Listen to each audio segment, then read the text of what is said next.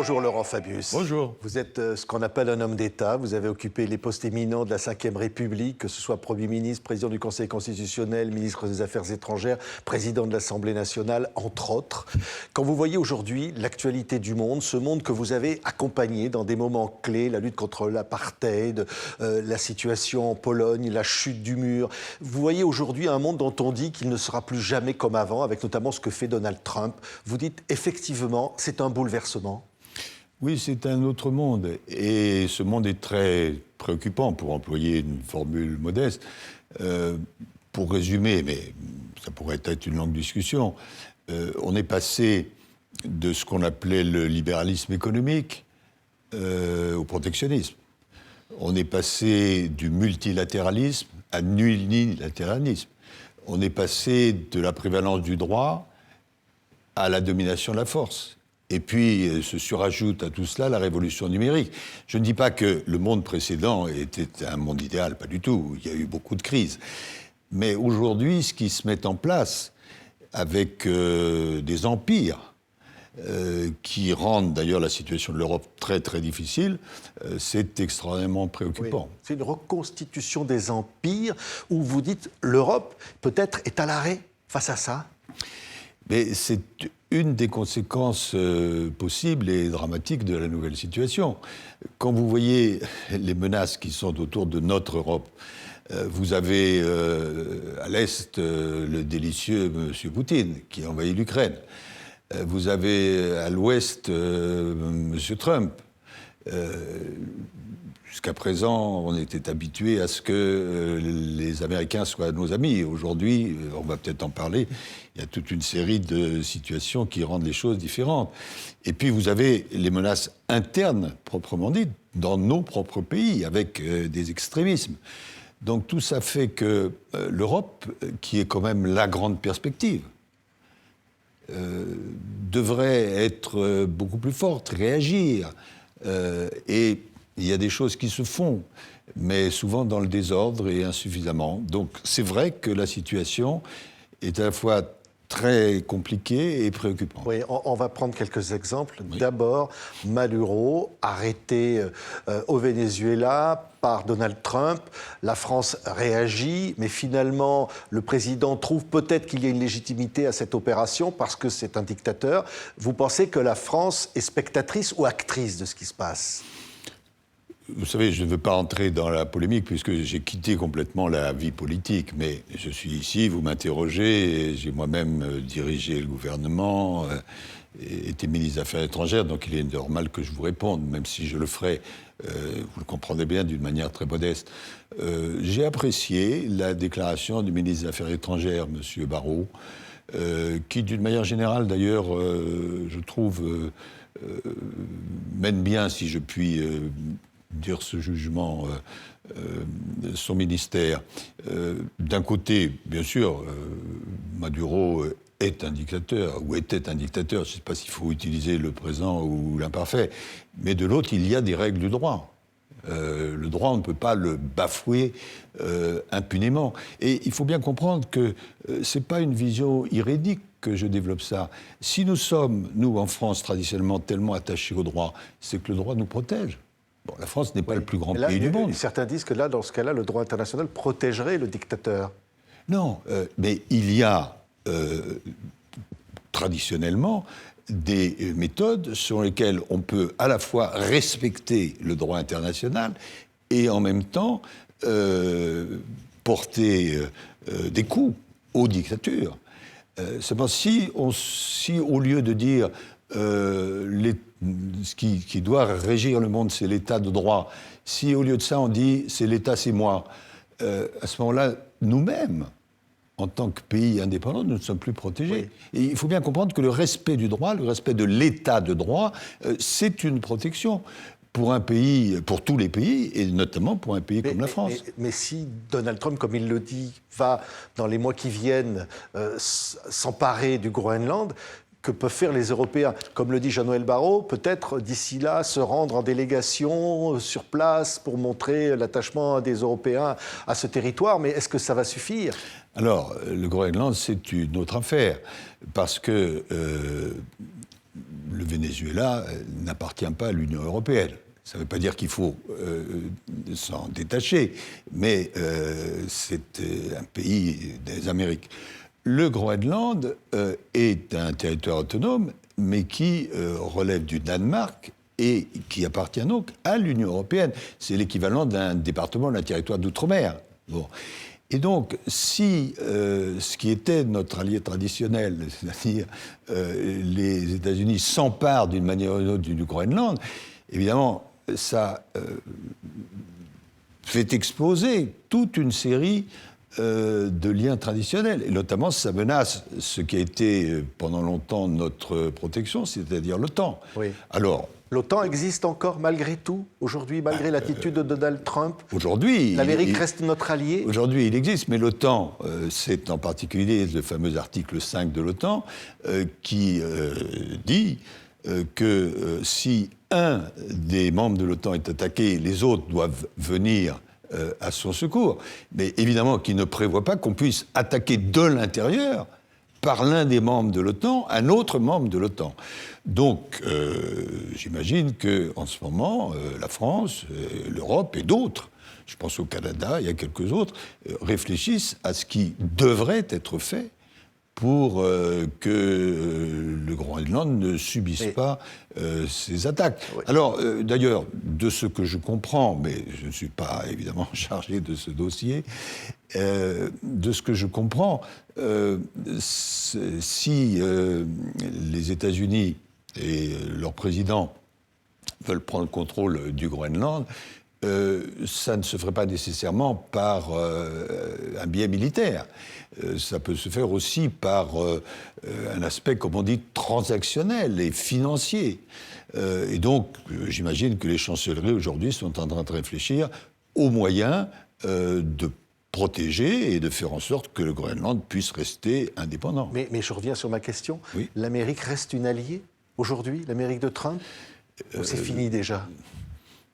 Je pense qu'un certain nombre de décisions ou de non-décisions récentes, malheureusement, amènent à avoir beaucoup de doutes. Oui, lorsque, en Ukraine, le président de la République, Emmanuel Macron, a réuni la coalition des volontaires, propose, après un éventuel cessez-le-feu, d'envoyer des troupes françaises et peut-être aussi américaines sur place pour garantir la paix. Ça, c'est une preuve de l'action européenne et peut-être aussi d'une forme de coopération avec les États-Unis.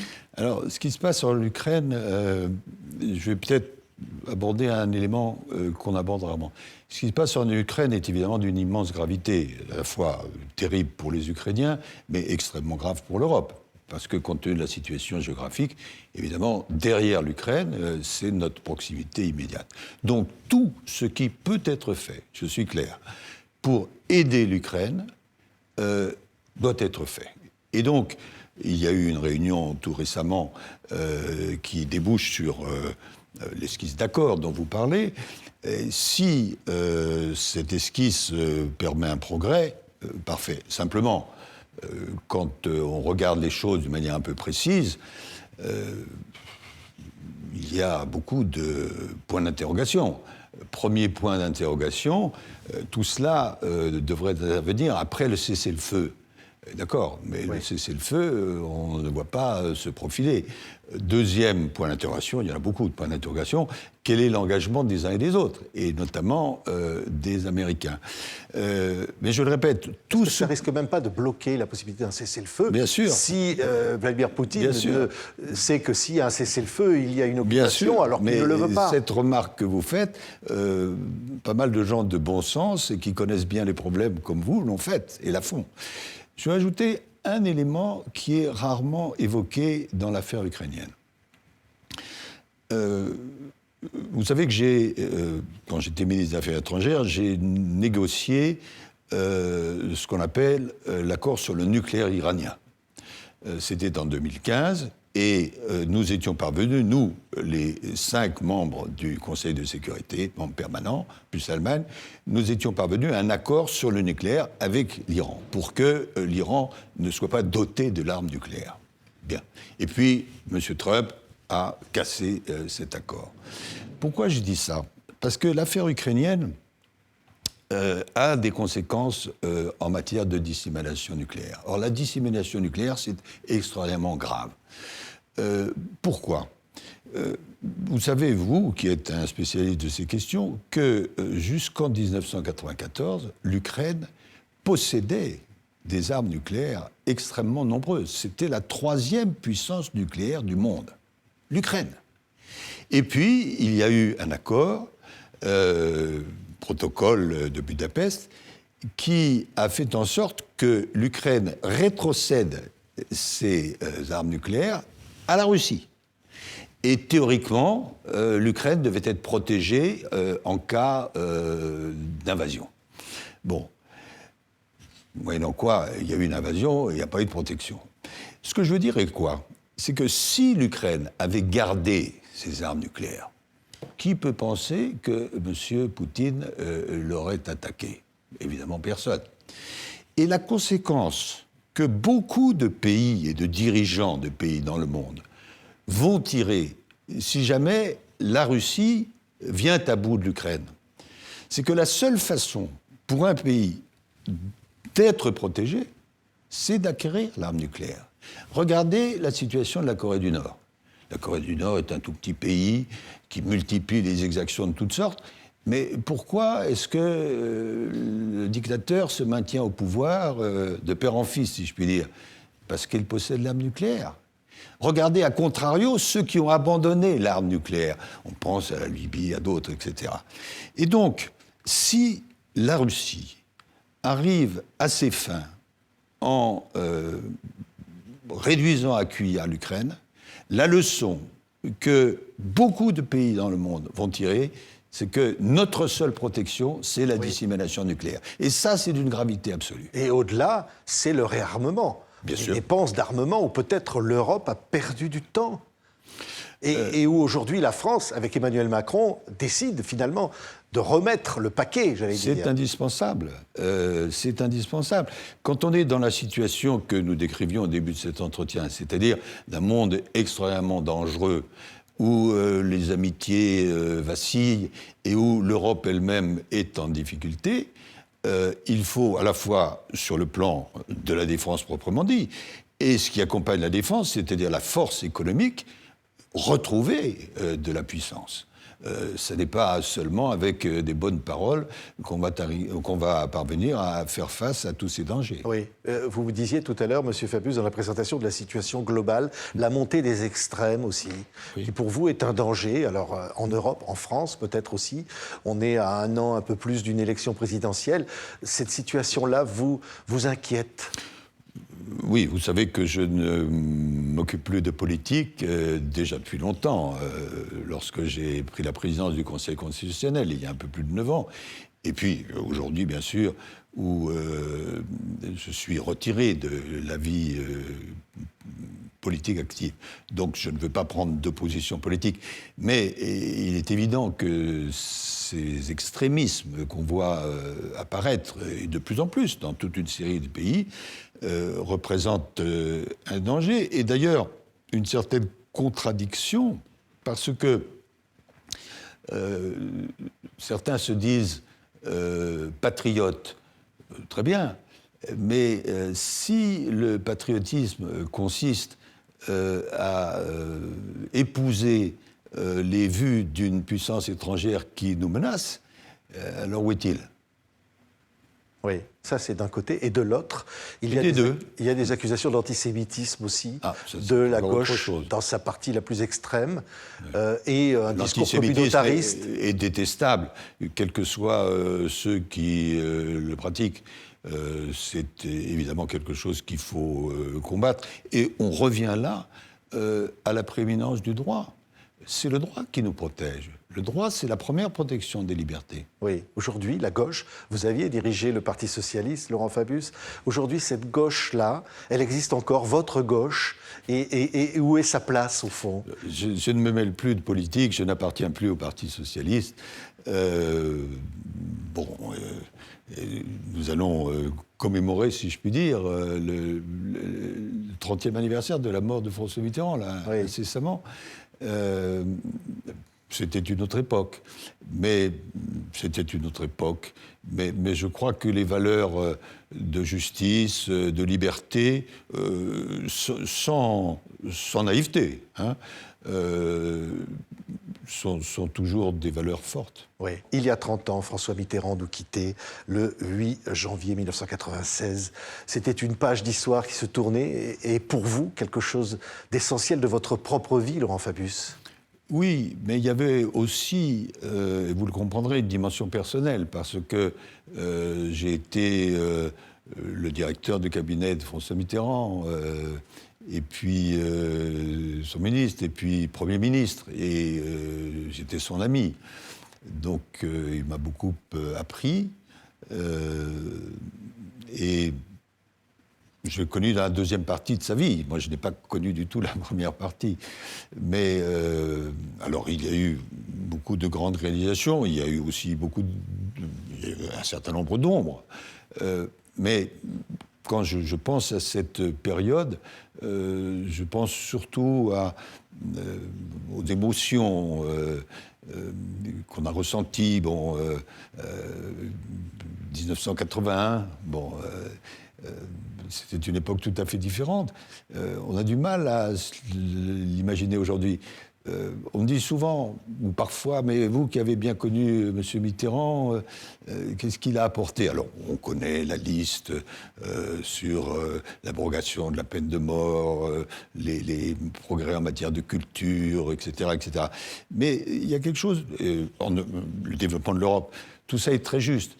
Mais pour moi, il y a quelque chose qui est peut-être au moins aussi important. C'est que, avant Mitterrand, la gauche n'avait pas vocation à exercer le pouvoir. Et Mitterrand, qui a eu des réussites et aussi des échecs, a rendu à l'époque normal ce qu'on appelle l'alternance. Et pour moi, il n'y a pas de démocratie sans l'alternance.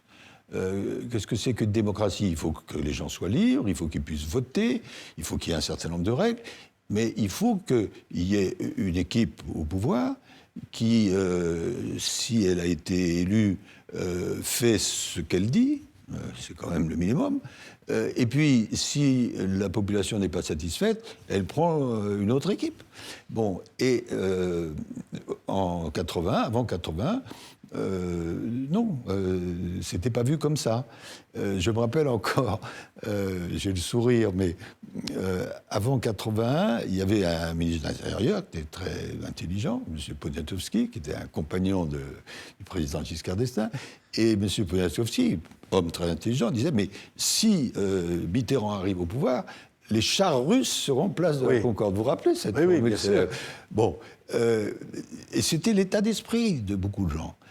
Et grâce à ce qu'a apporté Mitterrand et tous ceux qui l'ont accompagné, et encore une fois, il y a des lumières et des ombres, eh bien, on a trouvé normal qu'il y ait cette alternance. Et pour moi, il n'y a pas de démocratie sans alternance. Oui, on pourrait parler de tout, parce que c'est un roman. Et d'ailleurs, le président Mitterrand est l'objet de séries télévisées d'un personnage romanesque, insaisissable, y compris dans sa vie privée. Vous ne saviez rien de sa vie privée? Non, alors ça, c'est une des choses qui, aujourd'hui, ne serait probablement plus possible. Mitterrand cloisonnait. Moi, j'étais, quand j'ai commencé, son directeur de cabinet, donc son collaborateur le plus proche. Ensuite, nous sommes devenus amis. Mais pour ce qui est de sa vie privée, c'était un domaine à part, complètement à part. Et je crois que le cloisonnement qu'il organisait était lié à son tempérament personnel, mais aussi, sûrement, aux leçons qu'il avait tirées de la guerre et de la résistance. Parce que la guerre, c'était un moment où on se méfiait de tout le monde. Tout le monde pouvait être un adversaire, un ennemi, un traître. Et donc, le cloisonnement. Et j'ai connu plusieurs personnes qui ont vécu cette période et qui pratiquaient aussi ce cloisonnement. Et c'était un trait extrêmement important chez Mitterrand. C'est des aspects, évidemment, son amitié avec Bousquet, Vichy, tout ça a été... C'était absolument inconnu, au point que j'ai un souvenir personnel. Le premier poste que j'ai exercé était le poste de ministre du Budget. C'était donc en 81. Et mon prédécesseur, si je puis dire, était M. Papon, Maurice Papon. Bon. Papon, moi je le connaissais parce que j'étais avant député et chargé des questions budgétaires pour le Parti socialiste. Et le ministre du Budget, c'était Papon. Mais personne ne savait que Papon avait eu les pratiques qu'il avait eues. Et c'est seulement quelques semaines avant qu'ait lieu l'alternance que nous avons découvert, je crois que c'est tel ou tel journal, tel ou tel hebdomadaire, qui a révélé ce qui s'était passé. Donc, toute cette période précédente, pour des gens comme moi, qui étaient des jeunes gens, était absolument inconnue. Oui, oui. Lorsqu'il était capable de vous mentir pour l'affaire du Rainbow Warrior, le président de la République, face à son Premier ministre, c'est vous, il vous ment. Et vous ne pouvez pas vous imaginer qu'il puisse vous mentir. Alors, c'est compliqué. Ce qui est certain, c'est que le ministre de la Défense de l'époque, qui était Charles Hernu, lui, m'a menti. Bon. Pour François Mitterrand, c'est plus complexe. Il y a deux parties dans cette regrettable affaire du Rainbow Warrior. Il y a le moment où l'ordre est donné, et puis après, le moment où les Français sont découverts. Pour ce qui est de donner de l'ordre, je ne sais pas exactement si Mitterrand a couvert, a donné lui-même l'ordre, etc. C'est un peu indistinct. En revanche, la deuxième partie, c'est-à-dire quand le forfait a eu lieu, savoir ou ne pas savoir si les Français avaient fait le coup, Mitterrand était certainement au courant. Et donc, c'est vrai, maintenant, ça a été établi, il y a des romans qui ont été bâtis là-dessus, des livres, etc., qui ont établi la vérité. Il est certain que c'est moi qui ai exigé la vérité et qui ai fait sortir la vérité. Et cette fameuse formule que j'ai dû utiliser, la vérité est cruelle. Parce que c'était non seulement une imbécilité, que cette action, mais c'était une imbécilité qui a coûté la vie à on aurait bien voulu vous faire porter le chapeau. Exactement, exactement. Et donc il a fallu que jusqu'au bout, j'exige la vérité. Et finalement, j'ai fini par la faire sortir et par faire sortir aussi du gouvernement Charles Hernu. Mais disons que je n'ai pas été beaucoup aidé. Mais alors, en 1986, perdez les élections législatives après la victoire de François Mitterrand à l'élection présidentielle suivante, il veut vous renommer à Matignon et vous dites non. Alors, 86, on les perd, mais on les perd d'une façon tout à fait extraordinaire. Moi, quand je suis nommé Premier ministre, le Parti socialiste vient de subir une grave défaite aux élections européennes. Et ça pourrait faire rêver les socialistes d'aujourd'hui. Cette grave défaite, c'est le Parti socialiste obtient 20%. Bon. Et moi, ma mission, jeune Premier ministre, c'est de faire en sorte, puisque l'élection présidentielle doit avoir lieu 2 années après, l'élection législative, pardon, 2 années après, que les socialistes ne soient pas balayés aux élections législatives, parce que s'ils sont balayés aux législatives, à ce moment-là, François Mitterrand risque lui-même d'être balayé. Bon. Et donc, tout mon effort a été de faire remonter la cote du Parti socialiste par toute une série d'actions. Et c'est vrai qu'aux élections législatives de 1986, c'est le sens de votre question, nous obtenons 32%. Oui, ce qui était bien, mais vous aviez dû faire porter le poids de la rigueur aussi, voilà, parce qu'il y avait la nécessité économique. Oui, mais de montrer qu'on pouvait à la fois exercer une politique sociale et en même temps économiquement réaliste. Bon. C'est mon fameux mot d'ordre, moderniser et rassembler. Et les partis socialistes donc remontent. Mais on est quand même battus aux élections. Ce qui fait que ce sont des scènes que je me rappelle parfaitement. Le soir des élections, nous avions été battus, mais nous étions absolument euphoriques et triomphants. Et le pauvre, c'était Jacques Chirac qui avait gagné les élections. Il venait de gagner les élections et il était absolument accablé. Bon, j'exagère à peine, mais parce qu'on savait que comme on avait remonté suffisamment, avec en plus l'habileté de Mitterrand, qui était un judoka remarquable pour renverser la situation, eh bien, entre 86 et 88, il pourrait renverser la situation de manière telle qu'il soit réélu en 88, ce qui s'est passé. Oui. Alors après, c'est vrai qu'il a hésité. Oui. Entre... il vous propose de revenir à Matignon. Oui, mais j'ai pensé que c'était le tour de Michel Rocard. Oui. Bon, c'est pas ce que pensait François Mitterrand. Hein. C'est plus compliqué. Les relations entre Rocard et Mitterrand n'étaient pas bonnes, vous le savez. Et à certains égards, elles étaient même détestables. Et leur détestation était tout à fait excessive. Mais enfin, c'était comme ça. Mitterrand nous a consulté un certain nombre de leaders à l'époque. Et plusieurs d'entre nous lui ont dit « c'est le tour de Rocard ». Bon, il y a une certaine logique. C'est pas une question d'amour.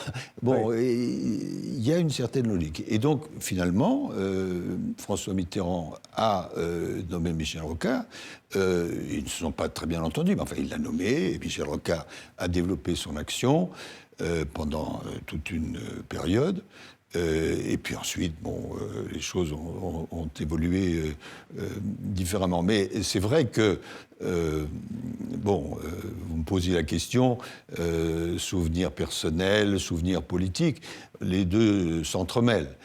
Mais tout ça est assez loin quand même. Oui, c'est loin, mais vous avez évoqué le nom de Jacques Chirac. Oui. On pense beaucoup à ce face-à-face que vous aviez eu avec Jacques Chirac. Oui. Cet échange tendu. Oui, qui était assez raté de mon côté. Il vous traite de roquet. Oui, alors, et là... le souvenir que j'en ai est le suivant. Mais c'est tellement loin que je ne voudrais pas commettre d'erreur. À l'époque, je suis un nouveau Premier ministre au firmament des sondages et Jacques Chirac est considéré comme un homme politique un peu has-been. Bon. Et un débat a lieu entre nous. Et donc la presse dit « mais Fabius ne va faire qu'une bouchée de Chirac, etc. » Mais c'est pas du tout ce qui se passe. Jacques Chirac avait beaucoup d'expérience. Et moi, j'étais un peu genaud dans l'exercice. En plus, j'avais fait un déplacement, je crois, en Polynésie la veille ou l'avant-veille. Bon, j'étais un petit peu fatigué. Et j'ai fait ce qu'il ne faut jamais faire. C'est-à-dire que j'ai pris les choses à la légère. Bon. Le face-à-face n'a pas été désastreux, mais comme tout le monde pensait que j'allais écrabouiller Chirac et que ça n'a pas du tout été le cas, eh bien, je suis apparu comme le perdant. Voilà, ce qui prouve qu'il faut toujours rester modeste. Oui, et que la politique, c'est cruel. Je ne sais pas pourquoi je pense à Pierre Bérégovoy. Oui. Vous avez été proche de Pierre Bérégovoy. Bien sûr. C'est cruel, la politique. Vous savez, maintenant, je suis complètement sorti de la politique, mais c'est vrai que ça peut être cruel. Ça peut être cruel. Et souvent, on est un peu injuste envers les politiques. Et d'ailleurs, c'est un sujet qui me préoccupe beaucoup. La politique, c'est quand même fait pour diriger un pays. Et diriger un pays, aujourd'hui, 2026, c'est beaucoup plus difficile, même qu'en 1980, parce qu'il y a la dimension internationale, parce qu'il y a les réseaux sociaux, parce qu'il y a la situation très difficile internationale telle qu'on l'a décrite. Et donc, il faudrait des gens de première valeur. Et les choses sont telles que je ne suis pas sûr que les personnalités de première valeur souhaitent aujourd'hui entrer dans la politique. Au contraire, la politique a mauvaise réputation. Donc, c'est-à-dire que le niveau baisse? Vous trouvez que le niveau baisse? Bien sûr, il y a heureusement quelques exceptions, mais vous savez, qui est-ce qui va vouloir, au niveau national, j'entends, s'investir, voir sa famille attaquée, voir sa situation elle-même mise en cause, ses pouvoirs, je pense aux députés, être souvent rognés, sa réputation être mauvaise. Et c'est très dommage, parce que on a besoin de responsables politiques de grande valeur. Et donc ça, c'est un des regrets que j'ai aujourd'hui. Quand je regarde le spectacle politique, c'est pas toujours ce sentiment qu'on éprouve, et je trouve ça très dommage. Oui, ça veut dire que l'histoire a dit, plus tard, François Mitterrand, aujourd'hui, est considéré comme un grand président de la République. Dans Il y la a, mémoire, Jacques Chirac oui. est aimé. Le souvenir de Jacques Chirac est aimé. Oui, les choses bougent avec le temps, bien sûr. Il y a une espèce de décantation. Et je ne sais pas, je n'ai pas consulté des sondages récents, mais quand on demande aux Français quels sont les grands présidents, celui qui arrive en tête, c'est le général de Gaulle. Bon, même si, de son vivant, il a été très attaqué, général de Gaulle. Et puis ensuite, je ne voudrais pas dire de sottise, mais je crois que Mitterrand a un rang assez élevé, alors qu'il a été, il le disait lui-même, l'homme le plus détesté de son temps. Et que lui-même s'est beaucoup affronté avec de Gaulle.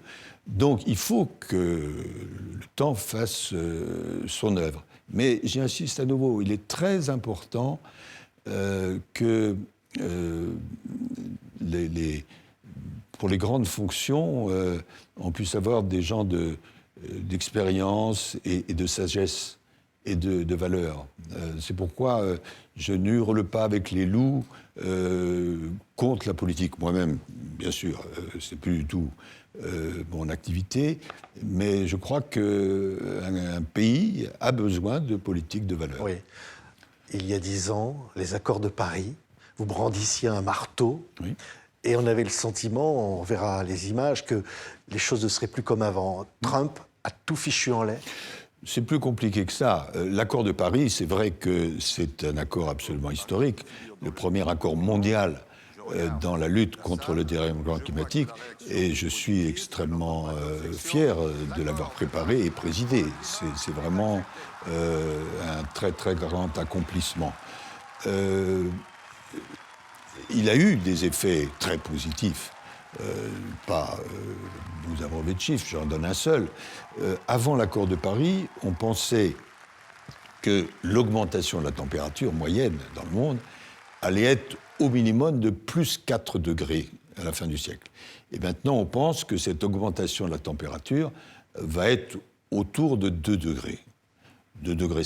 Alors 2,5 degrés, c'est beaucoup trop encore, puisque nous avons fixé à Paris l'objectif de 1,5 degré. Mais c'est beaucoup mieux que 4 degrés. Et ça veut dire donc des millions et des millions de vies sauvées. Donc cet accord de Paris, c'est vraiment un grand accomplissement. Mais, parce qu'il y a un énorme mais, d'une part, nous sommes encore beaucoup trop, et on revient au début de notre conversation, les États-Unis notamment, avec le président Trump, mais pas seulement lui, font le maximum pour ne pas respecter ces accords. Ce qui est négatif pour leur propre pays, mais négatif pour le monde. Parce que vous savez bien sûr que l'origine principale de ce dérèglement climatique, c'est les gaz à effet de serre, et vous pouvez mettre des douaniers pour empêcher les gaz à effet de serre de franchir les limites de l'atmosphère. Non. Donc, depuis, malheureusement, un certain nombre de pays ou de groupes agissent en dépit des accords de Paris. Mais moi, je pense que ça reste quand même un des problèmes les plus importants de notre humanité et qu'il faut, autant qu'on le peut, rester fidèle à la lutte contre le dérèglement climatique. Encore un mot, un funeste 7 janvier, vous étiez ministre des Affaires étrangères, Charlie Hebdo était attaqué. Ce souvenir-là marque l'assaut de l'islamisme, la menace de l'islamisme. Pour vous, ça n'est pas vaincu aujourd'hui, ça reste quelque chose. Bien sûr, ça reste une menace importante. Je dirais tous les terrorismes, mais en particulier celui-là. Et il faut être extrêmement vigilant. Et depuis, d'autres menaces différentes, mais également très importantes, sont apparues. On parle beaucoup de tout ce qui concerne la drogue.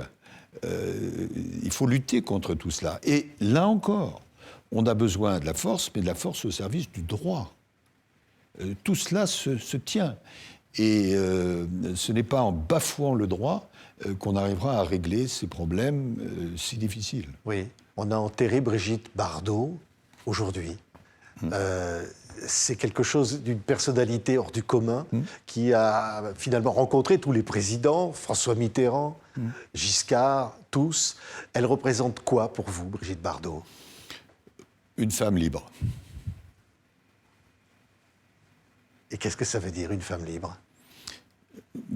Toute sa vie a montré sa liberté. D'abord, quand elle était une femme magnifique.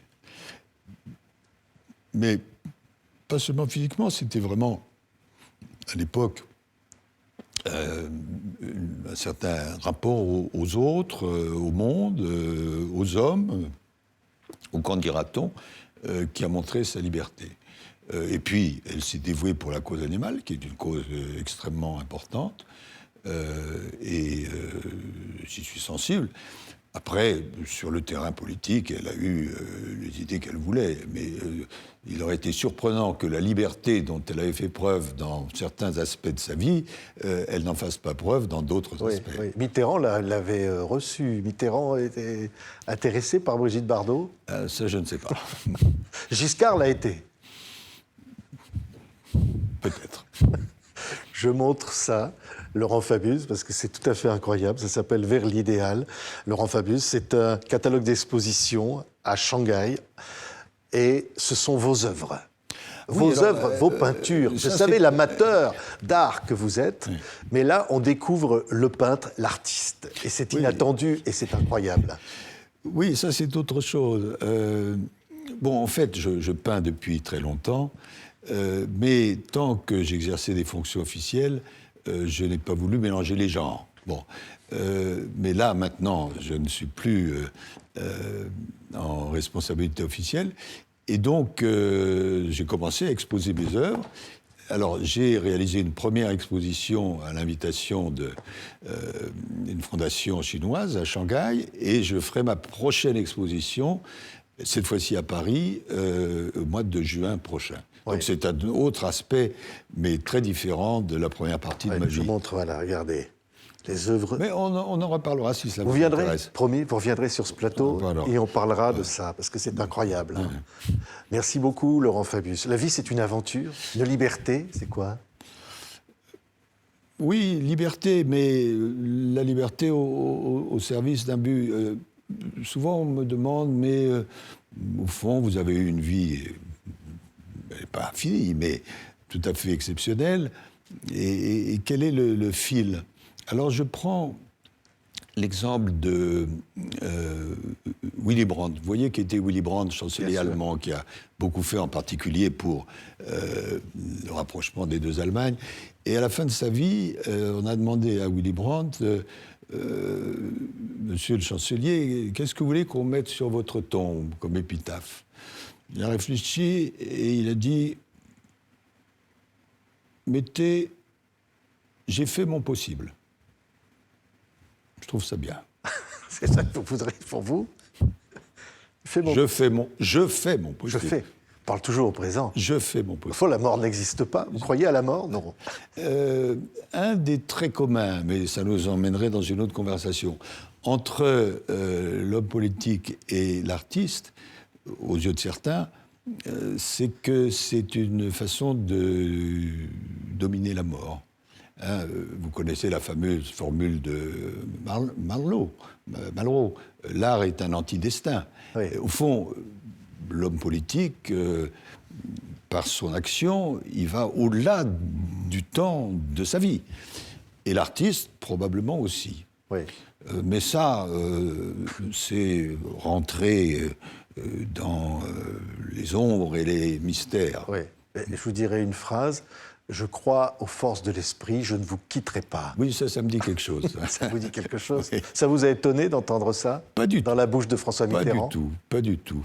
Parce que, le connaissant bien, je savais qu'il avait un rapport assez particulier avec la transcendance. Merci beaucoup. Laurent Fabius, aujourd'hui, était notre invité. Merci beaucoup, Monsieur Fabius. Merci à vous.